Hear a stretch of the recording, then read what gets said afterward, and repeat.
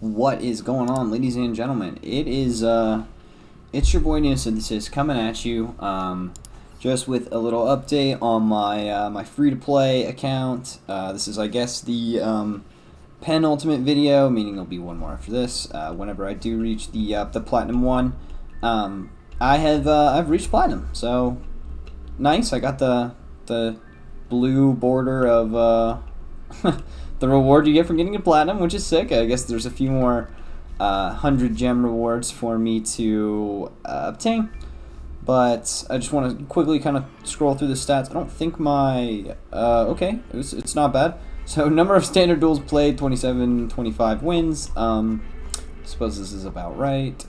Dealt a lot of battle damage. I have gained a lot of life points in this account with Natasha. And then this this is the Drytron ritual, so that's kind of funny.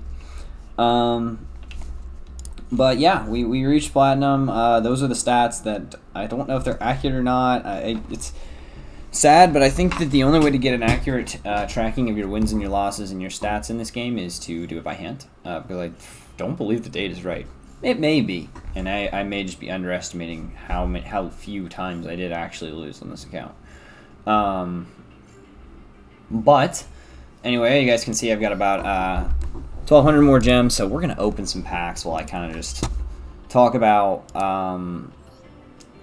basically the free-to-play ability of this game. I don't think that there is a... Ooh, we did not mean to skip all that because I was gonna kind of just use it as a background, but we might read Nirvana High Paladin as well. I don't know. Some of you guys might not be ready to read Nirvana High Paladin, but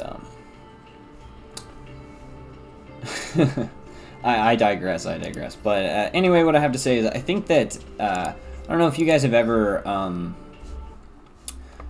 played an online card game like this, but I don't think there's ever been a card game that is as generous as this game is to new players. So as a completely fresh account with $0 spent, I was able to reach Platinum 5 with just about no real issue so far, and essentially build a deck full of ultra rares. Hold on, I'll count. We can count all together how many ultra rares. So a deck with 1, 2, 3, 4, 5, 6, 7, 8, 9, 10, 11, 12, 13, 14, 15, 16, 17, 18, 19, 20 ultra rares, and we have even more that we're not using.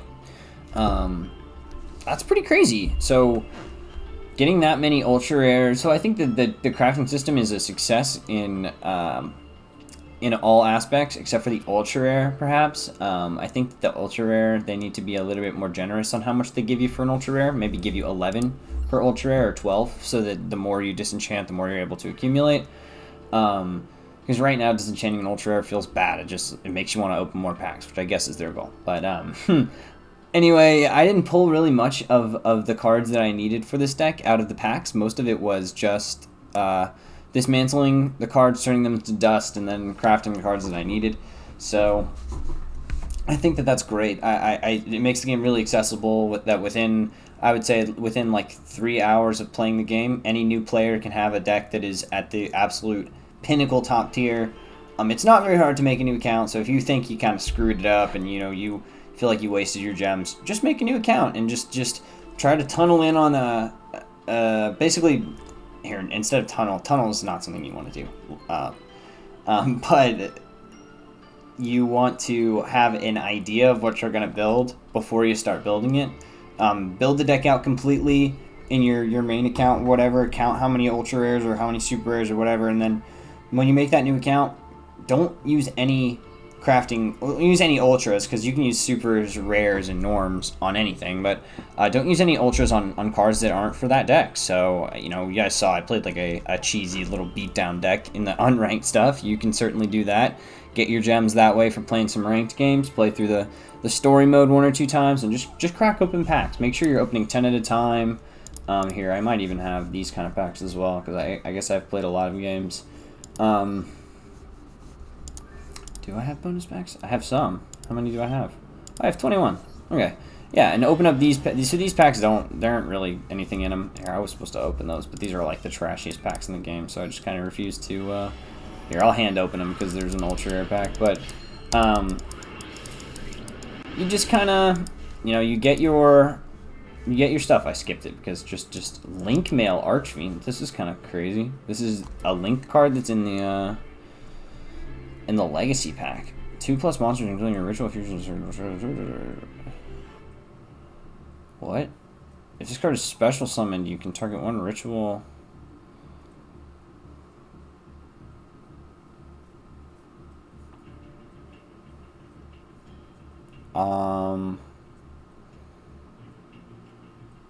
A Link 4, you say? Okay. I mean, I guess it's got a lot of zones, but they're not really the best. I don't really know what the point of that card ever was. Oh, Super Roboraru. This card is a metamorphosis target. But is this really what that card looks like? Or am I thinking of another card? Wild Monster appears. This is a card. What was it from your hand?